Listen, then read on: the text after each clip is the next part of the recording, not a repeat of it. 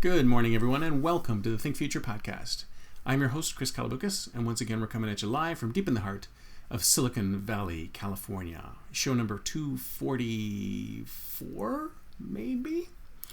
And today we're going to talk a little bit about doing your best. Now, if you guys are anime fans, I'm an anime fan, not a huge anime fan. My son's a really huge anime fan. But if you're an anime fan, you probably hear, or if you listen to or watch any Japanese dramas, you probably hear them say "ganbatte" a lot, which means I'll do my best. I'll do my best. I'll do my best.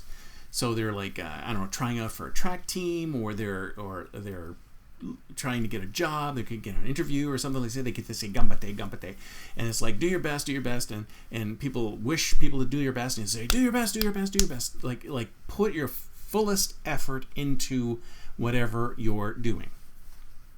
Now, that might be good advice for anime characters and manga characters and characters and people who are, say, I don't know, working on sports or something like that. But if you're a startup founder and you're trying to build a product for a customer, I would say that doing your best is probably not what you want to do. In fact, doing your best probably means you've gone too far and not released your product to your audience in a state where you don't think it's the best. Now, I can tell you stories, and I've outlined this in my blog ages and ages and ages ago when I ran a Twitter. I was with a couple partners, and we ran a Twitter startup. And we had a bunch of services that would harvest tweets and come up with beautiful looking reports saying that, hey, if you're interested in this topic, here's everything that's happening on Twitter, here's everything that's happening on the Facebook public stream. And we pulled it together into a beautiful report and said, hey, if you're interested in this topic, enter the keyword. We pull up all this information and we present it to you. And we did that first version of that tool. We released that tool, and then we took it down a week later because my partners didn't think it was our best. It wasn't the best. And since it wasn't the best, we had to take it down and make it better and make it better, make it better, make it better. By the time we thought about making it better, it was already too late. Everybody had split up. We ran out of money, and boom, the startup was done. So the reality is that you need to not do your best when it comes to your startup, or lean startup or whatever. You got to do the minimum, absolutely minimum viable product. When I say minimum viable product, it's something that looks terrible, that's embarrassing to you. If you're not embarrassed by your first release, if you're not embarrassed by the first thing that goes out there, you're probably waited too long to release it.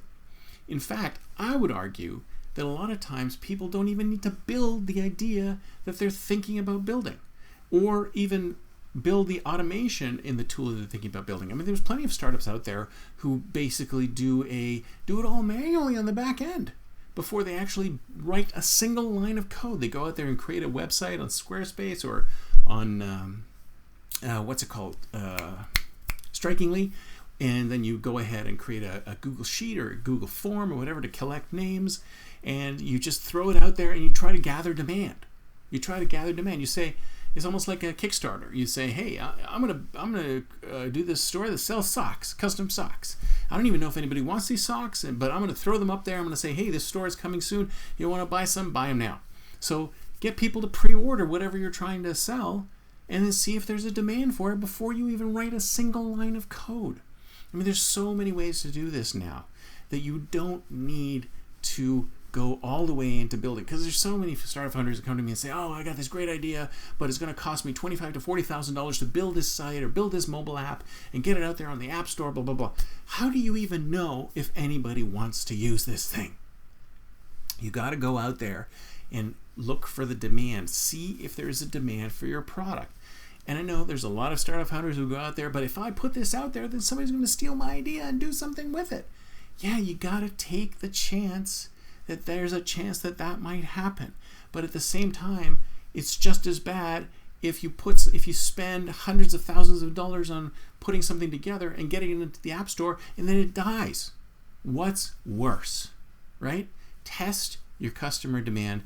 Do something and get it out there so that at least customers can see what you're trying to do and see if they're interested in what you're doing. And then once that's done, once the interest is determined, then you can go out and spend the money. once you get customers paying for your service, even if it's something you have to do manually on the back end, then you know that there is an actual viable business there. And here's the other thing. Just because it's a great idea doesn't mean it's a business. Think about that for a second. That's it for me for today. See you next time, and until then, don't forget to think future.